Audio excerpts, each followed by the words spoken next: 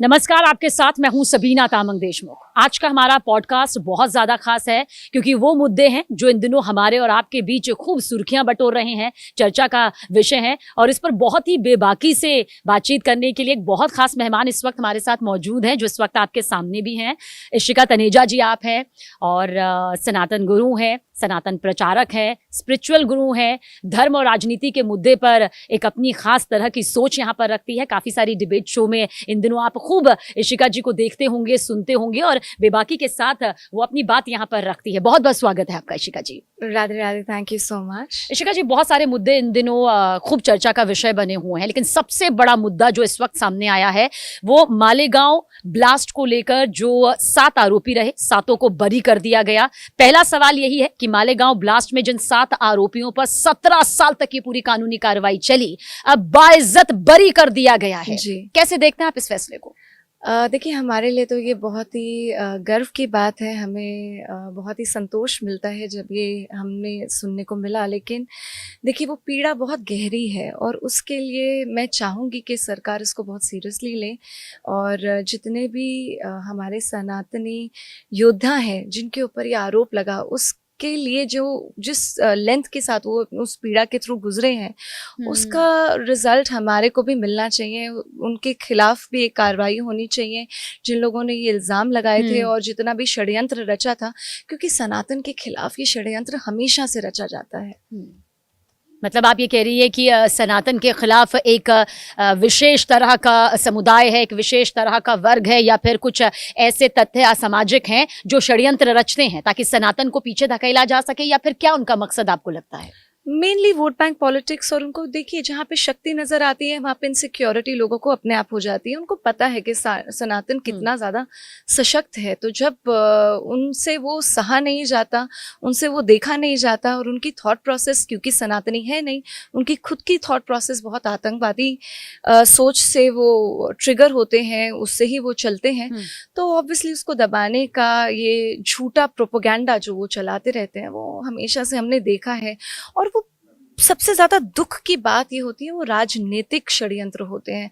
Specially जब मैं देखती हूँ समाजवादी पार्टी से या मैं कांग्रेस से, वो चीज़ मैंने लगातार देखी है और महसूस की है। बहुत बड़ा मुद्दा इन दिनों एक बड़े दावे के तौर पर इशिका जी सामने आया। दरअसल पूर्व ATS अधिकारी महबूब मुजावर ने कहा कि मालेगांव ब्लास्ट को लेकर उन्होंने कहा कि उस वक्त उन पर इस बात का दबाव बनाया गया था कि मोहन भागवत को गिरफ्तार किया जाए, जबकि किसी तरह का कोई सबूत नहीं था, लेकिन भगवा आतंकवाद को स्टैब्लिश करने के लिए, ये गिरफ्तारी के लिए उन पर दबाव बनाया गया। जब उन्होंने मना किया तो फिर उन्हें झूठे केस में फंसाया गया और उसके बाद एक लंबी कानूनी लड़ाई उन्होंने लड़ी और फिर जाकर वो बाहर आए। लेकिन वो जब उन्हें मालूम चला कि 7 आरोपियों को मालेगांव ब्लास्ट मामले में बरी कर दिया गया है, बाइज्जत बरी किया गया है, तो उन्होंने कहा मुझे सुकून मिला। जी नहीं, सुकून की तो बात है ही। और देखिए, कितनी दुख की बात है कि आप किसी को, क्योंकि वो एक तरह के रिलीजन को फॉलो करते हैं, आप उसकी वजह से उन पर दबाव बनाए। ये बहुत ही ज़्यादा सैड बात है और मैं इनको अप्रिशिएट ज़रूर करना चाहूँगी। और देखिए, ये षड्यंत्र साफ साफ नज़र आता है। मुझे लगता है जो कांग्रेस है वो इतनी ज़्यादा वोट बैंक के लिए अंधी हो जाती है। वो पाकिस्तानी वोट बैंक अब इतने अच्छे तरीके से कलेक्ट करते जा रहे हैं, मुझे लगता है कि उनको तो एक राजनीतिक शाखा पाकिस्तान में खोल लेनी चाहिए, क्योंकि वहाँ वोट बैंक जिस तरह से उनका डेवलप हो रहा है, वो वहीं से नेक्स्ट मिनिस्टर वहीं से ही लेकर आ जाएंगे। पर आपको लगता है कि ये राजनीति बेहद खतरनाक है, जहां पर आप किसी को बिना तथ्य के गिरफ्तारी का आदेश यहां पर देते हैं? और अब ये जो बहुत बड़ा खुलासा यहां पर पूर्व ATS अधिकारी महबूब मुजावर की तरफ से किया गया है, आपको लगता है कि अब ऐसी पड़ताल होनी चाहिए कि उस वक्त आखिर कौन कौन इस आदेश को देने वालों में लिप्त थे? नाम तो उन्होंने लिए हैं, लेकिन आपको लगता है कि बहुत बड़ी जांच कमेटी का, समिति का गठन होना चाहिए? गठन भी होगा। अब एक्चुअली देखिए, कलयुग में अब सनातन का समय आ चुका है और अब सतयुग का समय आ रहा है। तो मुझे पक्का पता है कि हमें जो पीड़ा के थ्रू गुजरना पड़ा और सभी लोगों को, उसका हमें रिजल्ट ज़रूर देखने को मिलेगा और सनातन का झंडा फिर से लहराएगा। और जिन जिन लोगों ने जो भी षड्यंत्र रचे हैं, उन सबका रिजल्ट हमें इसी धरती पे, इसी जन्म में देखने को ज़रूर मिलेगा। इशिका जी, क्योंकि बहुत सारे बयानबाजी यहाँ पर हो रहे हैं, लेकिन इस बीच पृथ्वीराज चव्हाण ने कहा कि आप भगवा आतंकवाद मत कहो, हिंदू या फिर सनातनी आतंकवाद कहो, मतलब अब इस बयान के बाद विवाद तो सामने आ गया है, लेकिन ये क्या सोच है, ये क्या मानसिकता यहाँ पर आप मानते हैं जो कि भगवा, हिंदू, सनातनी एक अलग अलग कैटेगरी और आतंकवाद जोड़ दिया? देखिए, सनातन की जो हिस्ट्री है वो लॉन्गेस्ट है, एंड इस बात को कोई डिनाई नहीं कर सकता है। हमारी जितनी हिस्टोरिकल हमारी जितना हिस्टोरिकल हम रहे हैं, जितनी लंबी हमारी हिस्ट्री रही है, उसको कोई डिनाई नहीं कर सकता है। और हम सब ने देखा है जो इस्लामिक कट्टरपंथी का आतंकवाद रहता है और जो सनातन हमेशा शांति प्रिय रहा है, इसके अंदर कोई there is no debate about it. And हमने कभी भी लाइफ में ना कोई ऐसा प्रोपेगेंडा रचा है, ना हम वैसी हमारी मानसिकता है, और उसी तरह से हम चलते हैं। आप ये देखिए कि कितने सारे इस्लामिक देश हैं जहाँ पे दे आर मेजॉरिटी, पर कोई भी इस तरह से इतनी सुरक्षा के साथ नहीं रह पाता है। यहाँ पे भारत में सब इतनी सुरक्षा से इसलिए रह पाते हैं क्योंकि ये कहीं ना कहीं मूल सोच से हिंदू राष्ट्र है, सनातनी राष्ट्र है। तो सनातन के ऊपर ये गंदा धब्बा लगाना ये बहुत ही शर्मनाक है, और हम इसकी निंदा करते हैं। और ये बातें फैलाना ही दिखाता है कि वो मानसिक तरीके से कितनी ज़्यादा पीड़ित हैं। ऋषिका जी, मुजफ्फरपुर में महावीरी झंडा जुलूस निकल रहा था, तब जैसे ही वो एक मस्जिद के आसपास पहुंचा तो जमकर पत्थरबाजी जो इस जुलूस में मौजूद थे उन पर की गई। कई जख्मी भी हुए, कई पुलिसकर्मी तक जख्मी हो गए। और अब जो जांच यहाँ पर हो रही है, जो शुरुआती तौर पर आ रहा है कि असामाजिक तत्वों के जरिए पत्थरबाजी की गई। आपको लगता है अभी भी जुलूस को, धार्मिक जुलूसों को टारगेट किया जा रहा है? देखिए, जब भी धर्म की बात होती है तो एक इस्लामिक कट्टरपंथी जब हमारे को दिखाई देती है, हमें बड़ी दुख और पीड़ा होती है, क्योंकि हम तो सेक्युलर माइंडसेट के साथ सबका स्वागत करते हैं। और जब भी हम लीगली भी वोकल हुए हैं, क्योंकि देखिए जुलूस के अंदर पहले सारे के सारे आपको मिलते हैं एक्सेप्टेंस के हम ये कर सकते हैं। इट्स नॉट कि हम एकदम से उठ के ऐसे जुलूस निकालने लग जाएं। तो जब सबको इन्फॉर्म्ड होता है और बहुत शांति के तरीके से हम जब निकालते हैं, और फिर भी ऐसे हमले होते हैं तो दुख होता है, बहुत पीड़ा होती है। और चाहे वो संभल का इशू ही क्यों ना हो, चाहे वो ऐसे जुलूसों का इशू हो, हमेशा हमने देखा है कि हमारे पर ऐसे पथराव, ये पत्थरबाजी ये होती रही है। और मुझे लगता है कि योगी जी उसका ज़रूर एक बहुत सुंदर जवाब देंगे। और जब हमें को ये दिखता है कि जब यूपी जैसी जगह पे ये होता है, तो फिर हमें बहुत ही सोचने पे मजबूर कर दिया जाता है कि जहाँ पे योगी जैसे जी मिनिस्टर हैं और जो हमारे ध्यान रख रहे हैं, जो हमारी रक्षा कर रहे हैं, वहाँ पे ये लोग इतने मुखर होके बोल पड़ते हैं और ये सारी ये हरकतें झाड़ते हैं, तो बाकी भारत का क्या हाल होगा। इसलिए मुझे लगता है कि हिंदुओं को साथ में जुड़ने की बहुत ज़्यादा आवश्यकता है और थोड़ा सतर्क रहने की भी आवश्यकता है। आपको लगता है अभी हिंदू अलग थलग हैं, वो टूटे हुए हैं, वो जुड़ाव नहीं है? मतलब खुद के लिए जुड़ना है या किसी के खिलाफ जुड़ना है? नहीं, खुद के लिए जुड़ना है। हमने कभी भी किसी के खिलाफ तो कभी हम जुड़े ही नहीं हैं, लेकिन जब हम साथ होते हैं तो उसमें शक्ति होती है। पर इन दिनों काफी कमेंट ये आता है कि धर्म के जो प्रचारक है, जो सनातन के प्रचारक हैं, वो खिलाफ जुड़ने की जो मुहिम है वो चल रही है। मतलब एक कैटेगरी है जो ऐसा मान रही है कि जोड़ने की नहीं, ये तोड़ने की बात कर रहे हैं, जोड़ना कहकर। नहीं, बिल्कुल भी नहीं। देखिए, हमेशा हम अधर्म के खिलाफ तो रहेंगे ही। अब अधर्म देखिए, हमेशा से देवता जुड़े हैं असुरों के खिलाफ। अब वो जरूरी नहीं है कि किसी और रिलीजन से हो। हम देखते हैं बहुत सारे पॉलिटिकल नेता होते हैं, वो अधर्म वाली बातें करते हैं। जब रावण था वो तो हिंदू ही था। हम अधर्म के खिलाफ इकट्ठे होते हैं, और वो इकट्ठा होना जरूरी है, और वही शक्ति है। जहाँ जहाँ शक्ति धर्म के साथ रही है, उसी की जीत रही है। हमें शक्ति के साथ ही आगे बढ़ना है, साथ में जुड़कर बढ़ना है, सारे भेदभाव हटाने हैं। और चाहे वो कोई भी अधर्मी हो, चाहे वो पॉलिटिकल हो, चाहे वो किसी सोच से आए, हमें उन सब के खिलाफ इकट्ठा होना है। और अधर्मी जरूरी नहीं कि वो दूसरे रिलीजन का हो। बहुत सारे नेता ऐसे होते हैं, और हिंदू को ये शत्रु बोध होना चाहिए कौन अधर्म की बातें कर रहा है और हमें किसके खिलाफ खड़े होना है। जी, पहलगाम आतंकी हमले को जिन्होंने अंजाम दिया हमारे जवानों ने उनके सर पर गोली मारकर उनका खात्मा कर दिया। केंद्रीय गृह मंत्री अमित शाह राज्यसभा के पटल में सीना गर्व से चौड़ा करके कहते हैं कि मेरे पास बहुत सारे ये मैसेजेस आया करते थे कि सर पर गोली मारना इन आतंकियों की, और ठीक हमारे जवानों ने सर पर गोली मारकर इन आतंकियों का खात्मा किया। लेकिन वो इसके साथ साथ कहते हैं कि विपक्ष टाइमिंग पर सवाल उठा रहा है। मतलब कि ये टाइमिंग इसलिए चुनी गई ताकि माहौल उस हिसाब से बन सके, और ये गृह मंत्री अमित शाह कहते हैं टाइमिंग पर सवाल उठाना सही या गलत? देखिए, वो उनकी मानसिकता अगेन दर्शाता है। मैं तो बहुत ज़्यादा खुश हूँ कि उनके सर पर गोली मारी गई। लोग कहते हैं कि आतंकवाद का कोई धर्म नहीं होता, तो मैं कहती हूँ कि चलिए ठीक है, आप इन आतंकवादियों को जला दीजिए। अगर सच में उसका कोई धर्म नहीं है तो फिर किसी को इस बात से आपत्ति नहीं होनी चाहिए।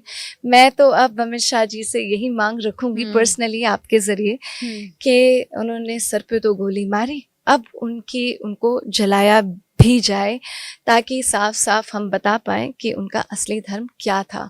और जो विपक्ष ऐसी तुच्छी बातें करते हैं, तभी वो विपक्ष में बैठे हैं और तभी वो सत्ता में अब अगले 20 साल बाद तक भी नहीं आ पाएंगे। वो सपना उनका सपना ही रह जाएगा, जैसे अमित शाह जी ने बोला था।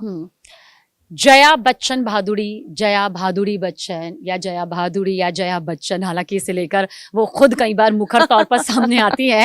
लेकिन इस बीच उन्होंने कहा कि सिंदूर क्यों रखा गया, मतलब ऑपरेशन सिंदूर क्यों रखा गया, ये सवाल उनकी तरफ से आया पटल पर कि सिंदूर तो उजड़ा ना लोगों का, तो फिर सिंदूर ऑपरेशन करके ये नाम क्यों लिखा दिया गया, किसने ये नाम सोच लिया, कौन थे वो लेखक, उनकी तरफ से भी ये कटाक्ष प्रहार यहाँ पर किया गया। नाम में कुछ खामी आपको नजर आती है क्या, या फिर ये सीना गर्व से चौड़ा करने वाला नाम है? जी, इसमें मैं दो बातें बहुत ज़्यादा बोलना चाहूँगी। एक तो जया भादुड़ी जी बच्चन, जो भी उनका नाम है, and with all due respect, वो अपने घर का सिंदूर पहले बचाएं, वो ज़्यादा इम्पोर्टेंट है। पहले ऐश्वर्या जी को भी वही रिस्पेक्ट, एंड मैं उनके पॉडकास्ट देखती हूँ, बड़ा दुख होता है वो पॉडकास्ट देख के, अगर आप लोगों ने कभी देखे होंगे। और दूसरी बात, जैसे मैंने कुंभ में भी बोला था कि एक चुटकी सिंदूर की कीमत क्या जाने ये पाकिस्तानी मानसिकता वाले, कि एक चुटकी सिंदूर हमें हलाला से बचाती है, एक चुटकी सिंदूर हमें लव जिहाद से बचाती है, एक चुटकी सिंदूर हमें ऑपरेशन सिंदूर की जो गर्वता है वो दिलवाती है, क्योंकि वो हमें एक चुटकी सिंदूर आतंकवाद से बचाती है। और वो सिंदूर ने हमें आज आतंकवाद से बचाया है, और आज हमने उन तीनों का खात्मा भी करा है। और कितने साल बाद आज हमें कभी ये आतंकवादी हमला देखने को मिला है, तो हमें लगता है कि हमें उस बात को बहुत गर्व से कहना चाहिए। और ये सिंदूर की रक्षा हम अपने भाई, अपने जो बहुत ही सर्वप्रिय हमारे प्रधानमंत्री जी हैं और हमारे जितने भी रक्षा के दल हैं, उनसे ही देखने को मिल सकता है। और ये मैं बहुत गर्व से कहती हूँ कि मैं आज ये सनातनी हूँ और हम सबके सिंदूर की रक्षा वो कर रहे हैं। इशिका जी, आप राजनीति को लेकर भी अपनी बात बेखौफ होकर और बेबाकी के साथ में रखती है। कई बार इसके चलते मैं जानती हूँ आपको ट्रोल भी होना पड़ता होगा, कई बार धमकियों का भी सिलसिला यहाँ पर चलता होगा, वो आगे जरूर जानेंगे। लेकिन अखिलेश यादव ने कहा है, एसपी प्रमुख अखिलेश यादव ने कहा है कि भाई साधु संतों को राजनीति नहीं करनी चाहिए, दूरी बनाए रखनी चाहिए, ज्यादा राजनीति में घुसने की जरूरत नहीं है। अब इसे चेतावनी कहिए, धमकी कहिए, उनकी नसीहत कहिए, कहा गया है कि भाई दूर रहें सियासत से ये साधु संत। देखिए, उनको तो परेशानी होना उनका स्वाभाविक है। जिनको गौ माता में बदबू नज़र आती है और इफ्तार पार्टी में सुगंध, तो मैं क्या ही उनके लिए ज़्यादा बोल सकती हूँ। लेकिन देखिए, हमेशा से सनातन धर्म की बातें करता है, और समाज के बारे में बात हो, नारी के बारे में बात हो, राजनेता या राजनीतिक विषयों के बारे में बात हो, तो हमेशा धर्म ही उसको एक प्रेरणा, उसको एक रास्ता, एक उसको मार्गदर्शन देता है। तो मैं तो हमेशा से चाहूँगी जितने भी हमारे गुरु हैं वो हमारा मार्गदर्शन करते रहें, क्योंकि अगर संत धर्म की बात करेगा तभी हम एक सशक्त समाज देखेंगे, और वो बहुत ज़्यादा आवश्यक है। उनको अपनी जो सीट है वो हिलती हुई नज़र आती है, उनको दिखता है कि वो वापस नहीं आ पाएंगे, इसलिए उनको परेशानी होती है। तो अब क्या करें, वो धर्म की तरफ आ जाएं, मैं तो उनको सिर्फ यही सलाह दूंगी। अब मैं उस कांड की बात करूंगी जो थप्पड़ कांड के नाम से इन दिनों काफी चल रहा है। मौलाना साजिद रशीदी जी। जिनके साथ हाथापाई की गई और खूब गरमाया ये मामला, खूब वीडियोस यहाँ पर सामने आए। उन्होंने कहा कि भाई जिस तरह के शब्दों का इस्तेमाल किया था उसके लिए वो खेद यहाँ पर जताते हैं, लेकिन उनकी जान को खतरा है, क्योंकि आप वहीं पर मौजूद थी जब उनके साथ ये थप्पड़ कांड हुआ, जी। जब उनके साथ मारपीट हुई। इशिका जी, क्या हुआ था जब मौलाना साजिद रशीदी को थप्पड़ मारा गया, उनके साथ मारपीट हुई? कहां से आपको गलती नजर आई? किसने शुरुआत की थी? जी, मैं उस डिबेट में थी और मैंने भी काफ़ी ज़्यादा क्वेश्चंस उनसे पूछे थे। चाहे वो इस बात को लेकर हो गया कि उनको बड़े सारे लड़के भी वहाँ पे मौजूद थे, उनके सर नंगे थे पर उनको एक औरत ही नंगी नज़र आई। दूसरी बात ये थी कि उन्होंने बोला बुर्का हमारी मस्जिद में ही चलेगा। तब मैंने स्पेशली ये बात उठाई थी कि कितने सारे मौलाना मौलवी हैं जिनके अगेंस्ट केसेस हैं, जो छोटे-छोटे बच्चों को उनके अगेंस्ट रिपीटेड रेप करते जा रहे हैं। तो क्या वो छोटे बच्चे भी तो बुरखे में आ रहे हैं, बच्चियां आ रही हैं, तब भी आपको नंगापन नजर आता है? तो ये दृष्टि की परेशानी है, ये वस्त्र, क्योंकि उन्होंने साड़ी जैसा पवित्र वस्त्र पहना था और आप उसमें भी आपको नंगापन नजर आता है। तो देखिए, लोग तो आक्रोशित होते हैं, लेकिन मैं अभी भी इस बात के खिलाफ हूँ। मैंने उस दिन भी काफ़ी आक्रोश जताया था, लेकिन हम थप्पड़ मार कर नहीं, हमें हाथापाई नहीं करनी है, हमें उनकी मानसिकता बदलनी है और वो मानसिकता संवाद से ही हो सकती है। तो मैं अभी भी इसके खिलाफ हूँ, क्योंकि वो लोग काफ़ी, जितने भी मेरे पीछे लोग बैठे हुए थे वो आक्रोश से भरे हुए थे और फिर भी उन्होंने उनको मारा। जैसे ही शो खत्म हो गया, सब इकट्ठे हुए, फोटो खिंचाने के लिए और सब वो आते कौन हैं। लोग थे?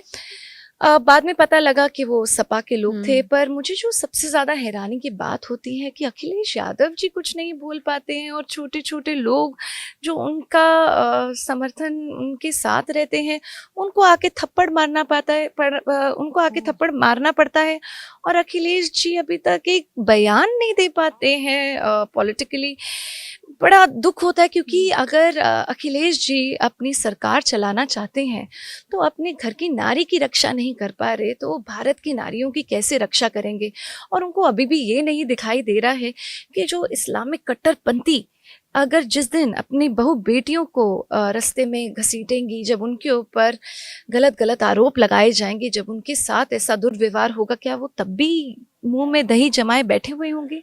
क्योंकि अगर आज वो अपनी नारियों के लिए, अपनी लड़कियों के लिए, अपनी घर की देवी के लिए कुछ नहीं बोल पा रहे, वो हम जैसी भारत की नारियों के लिए क्या बोलेंगे? मुझे इस बात से डर होता है कि ऐसे हमारे को नेता क्या सच में चाहिए? इन दिनों धर्मांतरण एक बहुत बड़ा मुद्दा बनकर उभरा है। छांगुर उर्फ जलालुद्दीन ने जिस तरह से अपना ये पूरा काला साम्राज्य यहाँ पर बनाया हुआ था, उसका खुलासा जरूर हो गया है, लेकिन बहुत डरावने खुलासे हो रहे हैं। मतलब ऐसी फौज उसने लड़कों की तैयार कर रखी थी जो कि हिंदू लड़कियों को टारगेट करती थी और टारगेट करने वाली थी, और हजारों की संख्या में। ये कोई इक्का दुक्का लोग नहीं थे। मकसद था हिंदू लड़कियों को टारगेट में लेना, उनसे शादी करना, जबरन धर्मांतरण करवाना, उन्हें बेच देना, मोटा माल करवा खाना, और ग्लोबल कनेक्शन सामने आ रहा था। जी, बहुत ही ज़्यादा सैड है ये बात, और बाकी सारी जगहों पे मैं देख रही हूँ उसको लव जिहाद बोला जा रहा है। पहली बात तो ये बोलूँगी मैं कि ये लव जिहाद नहीं है, ये गर्भ जिहाद है। और सारे की सारे ये जो कुल को बदलने की जो साजिश रची जाती है, ये डेमोग्राफिक चेंज के लिए, चाहे वो इलीगल लोगों को अंदर लेकर आते हैं, चाहे लड़कियों को टारगेट करते हैं, उनसे स्पेशली शादी करते हैं। और आप सारे केसेस में एक चीज़ देखेंगे कि हिंदू लड़कियों को वो टारगेट करते हैं, साथ में उनकी वीडियोस बना लेते हैं ताकि वो खुद कुछ ना बोल पाए, और उनको ही टारगेट किया जाता है जिनकी और बहनें हैं, जिनके घर में भाई नहीं है। और ये जो साजिश है मुझे बहुत ही ज़्यादा दुख और पीड़ा देती है। आप उनके बयान सुनिए, वो इतनी डरी हुई, इतनी सहमी हुई हैं। बच्चियां हैं जो सामने आ रही हैं और सारी नाबालिग है, सारी की सारी। हाँ जी। बहुत ज़्यादा सैड होता है। और सिर्फ हिंदू लड़की कहना भी पूरा नहीं होगा, वहाँ पे ब्राह्मण का अलग रेट लगाया है उन्होंने, जबकि हम लोग कोई भेदभाव नहीं करते, पर वो समाज से हमें देखने को मिलता है कि अब दलित लड़की का अलग रेट लगा रहे हैं, उनका अलग रेट लगा रहे हैं। उनकी मानसिकता इतनी बेकार है। और जब हमें ये दिखता है कि बाकी देश उसमें पैसा इन्वेस्ट कर रहे हैं और फॉरेन फंडिंग आ रही है, और वो बार बार 50 बारी तो मिनिमम वो बाहर गए हैं उनके पासपोर्ट्स के अंदर, मतलब दिस इज पर क्या होना Shocking. चाहिए, क्योंकि जब यहाँ पर न्याय का जिक्र किया जाता है तो सालों साल लग जाते हैं, क्योंकि हमारी न्याय प्रक्रिया भले ही देरी से न्याय मिलती है, लेकिन ये संवैधानिक प्रक्रिया, ये कानूनी प्रक्रिया बहुत लंबी है। आपको लगता है कि कुछ खास विशेष कानून तो होना चाहिए, क्योंकि धर्मांतरण कोई छोटा मुद्दा नहीं है। जिनके साथ जबरन किया जा रहा है, जिन्हें जबरन मानसिक शारीरिक प्रताड़ना दी जा रही है, उनकी जिंदगी पूरी तरह से तबाह है, बर्बाद है। देखिए स्लो ज़रूर है सारी की जो इम्पोर्टेंट भी है उस स्पीड पे रहना, बिकॉज आपको हम कभी लाइफ में ये नहीं चाहेंगे कि किसी गलत व्यक्ति को कभी भी कोई सज़ा मिले, और जी। सनातन उसी मानसिकता से आता है। हम ज़रूर चाहेंगे कि इस पूरे प्रोसेस की स्पीड बढ़ाई जाए, स्पेशल कोर्ट्स हों और इसके लिए ज़्यादा सख्त से सख्त कानून हो, और उनको सज़ा सामूहिक तरीके से और सबके सामने ज़रूर मिले। लेकिन जो भी प्रक्रिया रहती है, इट इज़ वेरी इम्पोर्टेंट कि सही लोगों को ही पकड़ा जाए। मैं उसके खिलाफ बिल्कुल भी नहीं हूँ। आपका दूसरा सवाल जी। क्या था? अब हम थोड़ा सा अनिरुद्धाचार्य पर आ जाते हैं। आपको लगता है कि जो उन्होंने कहा, जिसके बाद बवाल मचा, जिसके बाद खुद वो सामने भी आए, उन्होंने भी एक वीडियो बनाया, उन्होंने कहा कि भाई मेरी बात वो नहीं थी जो समझा गया, माफ़ी मिलनी चाहिए या नहीं मिलनी चाहिए? क्योंकि उनके बयान से ऐसा लगा जैसे वो आज की मौजूदा लड़कियों को टारगेट कर रहे हैं, उनकी आज़ादी को लेकर टारगेट कर रहे हैं और बाल विवाह को बढ़ावा दे रहे हैं। जी।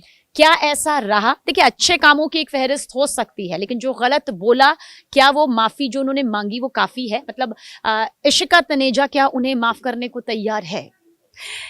जी, इशिका तनेजा तो हर एक इंसान को माफ़ करने को तैयार है जो अपनी गलती माने और अपने में सुधार लाए। वो खैर मेरा पर्सनल विषय है। लेकिन बात यहाँ पे देखिए, I am all in for women empowerment, and मैं अनिरुद्ध आचार्य जी का बहुत ज़्यादा सम्मान करती हूँ उनके कर्मों के लिए, क्योंकि उन्होंने वृद्ध महिलाओं के लिए बहुत ज़्यादा काम करा है, गौशालाएं में बहुत ज़्यादा समर्पित रहते हैं और बहुत सारे लोगों को एडिक्शन से भी बाहर निकाला है। जी। लेकिन जो उनके बयान आए थे, जो जिस तरह की भाषा उन्होंने यूज़ जी, करी जी। थी, वो मतलब हमारे लिए बड़ा आपत्तिजनक मुश्किल है थी। इसमें हम इस्तेमाल बोल भी करना। नहीं हो सकता है ये पाते हैं। पॉडकास्ट हम कह दें, लेकिन 4 लोग उसे सुने और भड़कें, इसलिए हम हमेशा कह देते हैं विवादित बयान दिया, अमर्यादित शब्दों का इस्तेमाल किया। गलती जी। सबसे होती है, जैसा आप कहते हैं भाई गलतियों का पुतला ही है हम हाँ। सब, लेकिन एक धर्म गुरु से, धर्म के प्रचारक से ऐसा कहना। जी, बहुत एक तो वो भाषा जो कभी कभी बोल देते हैं अपनी मार्केटिंग गिमिक्स के अंदर, वो थोड़ा सा मुझे लगता है कि बदलाव लाने का समय आ चुका है, क्योंकि लाखों करोड़ों लोग उनको बहुत इज्जत से देख रहे हैं और बहुत ज़्यादा उनको फॉलो करना चाहते हैं। तो अब वो समय आ गया वो बदलें। और दूसरी प्रॉब्लम ये है कि उन्होंने बाल विवाह की बात करी। जी, जी। हमारे यहाँ पे सारी महिलाएं इतना ज़्यादा, हमने ये बहुत लंबी लड़ाई लड़ी है उन सबको सशक्त करने के लिए, और अब हम फिर वापस उस रूडिमेंट्री सोच में वापस जा रहे हैं। कहीं ना कहीं मेरे को एक पेट्रियार्कल, एक मिसोजिनिस्टिक माइंडसेट उनकी बयानों में हमेशा से दिखाई दिया है, जो मुझे लगता है कि उनको अब थोड़ा बदल जाना चाहिए। और मतलब आप कह रही हैं अनिरुद्धाचार्य जी को बदल जाना चाहिए, थोड़ा बदलाव उनमें भी जरूरी है। आप भले ही लोगों को बदलते हैं, लाखों लोगों को, मुझे लगता है कि लेकिन आप भी बदलें। महिलाओं को और पुरुषों को दोनों समान दृष्टि से देखना, और वो जो पूरा समाज को चेंज करने का जो बोझ है वो सिर्फ महिलाओं पे नहीं होना चाहिए, वो एक पूरी सोसाइटी पे है, और सोसाइटी साथ में चलती है। आप किसी और को एक आप गलत तरीके से बोलकर उसको नीचा दिखाकर नहीं आगे मतलब आप कह रहे समानता होनी चाहिए, पुरुष और महिलाओं को ऊपर नीचे कर अब तो कम से कम आपके आज के दौर में तो ना देखें, जब दोनों कंधे से कंधा मिलाकर चल रही है। मतलब थोड़ा बदलाव आप चाहती हैं कि जाने माने कथावाचक अनिरुद्धाचार्य की मानसिकता में आना चाहिए, ये आप कह रही हैं? जी, मुझे लगता है कि डेफिनेटली उनकी मानसिकता में आना चाहिए, उनके प्रवचनों में भी हमें दिखना चाहिए, क्योंकि बहुत ज्यादा लोग, लाखों करोड़ों लोग उनको बड़ी आस्था से देखते हैं। और मैं चाहूँगी कि उनके मंच से, इतना सुंदर मंच है उनके पास, वहाँ से वो दोनों ही महिलाओं को और पुरुषों को समान दृष्टि से देखें और महिलाओं को सशक्त करें, जैसे वो अपने कर्मों में करते भी हैं, अपने वचनों में भी करें। इशिका जी, उत्तर प्रदेश के मुरादाबाद से एक मामला सामने आया, जहां पर एक यूट्यूबर जिसके करीब 50 लाख से भी ज्यादा फॉलोअर्स थे, नाम उसका आमिर था, जिसे कानूनी शिकंजे में फंसना नहीं पड़ा, क्योंकि उसने किया कुछ ऐसा कि जिसके चलते उसकी गिरफ्तारी यहाँ पर की गई। दरअसल साधु संतों का चोला ओढ़कर गाली देना, ऐसे वीडियोस को वायरल करना, ऐसे वीडियो को अपलोड करना अपने दोस्तों के साथ, अपने गिरोह के साथ में बनाना और हिंदू धर्म को टारगेट करना, साधु संतों का भेष चोला पहनकर गालियों का इस्तेमाल करना, शब्दों का इस्तेमाल करना, लोगों के कमेंट्स पाना, वायरल होना, ये मकसद यहाँ पर रहा, ये सामने भी आया। आपको लगता है सब पर शिकंजा कसना चाहिए किसी भी धर्म को लेकर अगर आप मजाक बनाते हैं और इस तरह का माहौल उड़ाते हैं? डेफिनेटली मुझे ये लगता है कि जैसे मैंने पहले भी बोला, ज़रूरी नहीं है कि अधर्म के खिलाफ लड़ाई है, तो वो अधर्मी कहीं पे भी हो सकते हैं, वो पॉलिटिकल रूप में भी हो सकते हैं, वो किसी रिलीजन के कट्टरवाद जो सोच है उसके भी हो सकते हैं, और वो कभी कभी हमारा चोला पहन के ही हमारे अगेंस्ट खड़े हो सकते हैं। और ये बहुत सारे मामले मैं ये देखती हूँ, स्पेशली ऐसे बहुत सारे कथावाचक हैं स्पेशली यूपी में जो गलत गलत बातों का प्रचार कर रहे हैं और लोगों को भड़का रहे हैं और अपने आप को यादव बोल रहे हैं। और बहुत सारे, मैं काफ़ी सारे सोशल गुरुज को भी मैं देखती हूँ, मैं नाम नहीं लेना चाहूँगी पर काफ़ी ज़्यादा वो आचार्य फेमस हुए हुए हैं जो एक्चुअली में रिश्तों को तोड़ने की बातें कर रहे हैं। और हमारे दिमाग में ये डाला जा रहा है कि भाई हिंदू सोच के खिलाफ और गीताओं के बारे में बताना चाहेंगी क्या? काफी ज्यादा फेमस है, अगर मैं उनका नाम लेने लग जाऊंगी तो लोगों को लगेगा कहीं ना कहीं अच्छा, कोई और फैक्टर है। हाँ, पर देखिए हमें सनातनी सोच को समझना पड़ेगा, और जो भी उसके खिलाफ कुछ भी बोलता है हमें ये बात समझ लेनी चाहिए कि वो ही हमारा असली शत्रु है, क्योंकि वो हमें भटकाने की कोशिश कर रहा है। और सनातनी हमेशा सर्वप्रिय रहा है, धर्म के साथ खड़ा रहा है, महिलाओं के साथ खड़ा रहा है, और जो भी उसके खिलाफ ये बातें कर रहा है वो अधर्म के साथ है। और फिर वो किसी भी रूप में आए, हमें उसके खिलाफ हमेशा ही खड़ा होना पड़ेगा। जी, प्रेमानंद महाराज जी, जी। जिनके हजारों लाखों नहीं बल्कि करोड़ों करोड़ों भक्त हैं जो उन्हें बहुत मानते हैं, जो उनकी एक एक बात को पत्थर की लकीर समझते हैं और अपने जीवन में उतारते हैं, और एक बड़ा बदलाव भी यहाँ पर मानते हैं, आम से लेकर खास तक। लेकिन इन दिनों उनके भी कुछ कथनों को वायरल किया जा रहा है जो कि विवादों के घेरे में यहाँ पर आ रहा है। लड़कियों को बताया जा रहा है कि टारगेट यहाँ पर किया जा रहा है, मतलब एक वर्ग यहाँ पर सामने आ रहा है। क्या इसकी हकीकत है? क्या आपको यहाँ पर लगता है? एक्चुअली प्रॉब्लम क्या है, लोग क्या कर रहे हैं कि अनिरुद्ध आचार्य जी और प्रेमानंद महाराज जी को ना कंपेयर कर रहे हैं, और दोनों के बातों में बहुत ज़्यादा अंतर है। अनिरुद्ध आचार्य जी ने बाल विवाह की बात करी, और जो प्रेमानंद महाराज जी हैं वो आजकल के समय के फैक्ट्स बता रहे हैं। लोग कह रहे हैं कि उन्होंने पल्लू रखने के लिए बोला, नहीं, उन्होंने बस ये बताया है कि उनकी माता जो थी वो पल्लू रखती थी। आजकल की बेटियां बहुत छोटे और बहुत अश्लील कपड़े पहन रही हैं, और ये फैक्ट है। उन्होंने कभी लड़के और लड़की में कोई भेदभाव नहीं किया है, और ये हमें समझने की ज़रूरत है। आप उनका पूरा बयान जब सुनेंगे तो हमें समझ आता है। और तीसरी बात जो होती है ना, वो लोग कह रहे हैं सती प्रथा की तरफ वो पुश कर रहे हैं, वो जौहर के लिए पुश कर रहे हैं। उन्होंने बोला जब मुगल आए तो जौहर हुआ। उनको ये नहीं समझ आ रहा है कि जौहर इसलिए होता था उस समय क्योंकि जब उनको दिख जाता था, सिर्फ 3 बार ही हुआ है पहली बात तो जौहर हमारी हिस्ट्री में, और जौहर इसलिए होता था कि जब हमें लगता था कि अब कोई और तरीका नहीं रह गया, मुगलों से नहीं जीत पाएंगे, तो लड़कियां खुद को ही आग में इसलिए डाल देती थी क्योंकि उनकी डेड बॉडीज के साथ भी रेप हुआ करता था। तो वो इतनी मर्यादा अपना बनाना चाहती थी कि कल को हम मरने के बाद भी हमारे साथ कुछ बुरा ना हो, इसलिए करा जाता था। वो आपको जौहर करने के लिए, सती करने के लिए नहीं कह रहे हैं, पर हाँ वो एक्स्ट्रा मैरिटल अफेयर्स के बारे में बातें कर रहे हैं कि जो अभी हालत हो रही है हमारे समाज की, और जिस तरह से हम अपनी हैबिट्स और अपना लाइफस्टाइल सेट करते जा रहे हैं, तो एक्स्ट्रा मैरिटल अफेयर होना स्वाभाविक है, और उसके लिए हमें धर्म का साथ निभाना पड़ेगा एक मर्यादा की तरह। क्या सशक्त होना, जैसे अहिल्याबाई होलकर है, हमारी रानी पद्मावती जी थी, हमारी रानी लक्ष्मीबाई थी, क्या वो सशक्त नहीं थी? वो सनातनी भी थी, सशक्त भी थी, और फिर भी इतने सुंदर तरीके से उन्होंने पूरे हमारे राष्ट्र को, हमारे सनातन को आगे लेकर वो गई हैं। तो हमें भी उसी तरह से लेकर जाना है। और वैसे भी हमारे यहाँ पे तो 25 साल तक ब्रह्मचर्या हम करते थे, फिर गृहस्थ में जीवन में हम ढलते थे, तो वही चीज़ों की वो बात करते हैं तो लोग उसको समझ नहीं पा रहे हैं और गलत आरोप लगा रहे हैं, और मुझे बहुत दुख होता है इस बात से। आपको लगता है कि अब सनातन का प्रचारक होना, धर्म का प्रचारक होना, ये भी अपने आप में एक बहुत बड़ा चुनौती भरा सफ़र रहता है? कई तरह के कमेंट, कई तरह की छीटाकशी का सामना करना पड़ता है, कई तरह की धमकियों का भी सामना करना पड़ता है। आपका कोई ऐसा निजी अनुभव जो आप यहाँ पर हमसे बताना चाहें? क्योंकि मुझे लगता है कि तारीफ़ों का पुलंदा यहाँ पर काफ़ी सारा आता होगा, लेकिन क्या इस बीच में धमकी भी कुछ सहनी पड़ती है? आती है धमकी, और कभी कभी लोग भी आए हैं, उन्होंने पत्थर भी फेंके हैं, और ये अच्छा। सब हुआ है। पर मुझे लगता है कि नहीं तो डर लगता है उन उस वक्त, कुछ अंदर आता है कि सही करने पर भी देखिए किस तरह से गलत किया जाता है। डर मुझे मेरे लिए नहीं लगता है, मुझे मेरी फैमिली के लिए लगता है। और मुझे काफ़ी लोगों ने बोला आप जाइए, करिए, पुलिस में जाइए, बट मुझे ये लगता है कि देखिए बहुत जब हमने ये रास्ता अपनाया है तो ये बात हमें समझ आ चुकी होती है कि ये रास्ते में बहुत सुख तो नहीं मिलेगा, बहुत ज़्यादा परेशानियां तो होंगी ही। लेकिन इशिका जी, पर ये धमकी किस चीज की? जब आप धर्म की बात करती हैं या फिर जब आप राजनीति की बात करती हैं? मतलब क्या मकसद है जो अगर हमला करता है या फिर धमकी भरे लहजे में आपसे बातचीत करने की कोशिश करता है? मुझे तो खैर 3 तरह की धमकियां बेसिकली आती हैं। अच्छा। एक आती है कि भाई जब भी मैं इस्लामिक आतंकवाद के बारे में बात करती हूँ।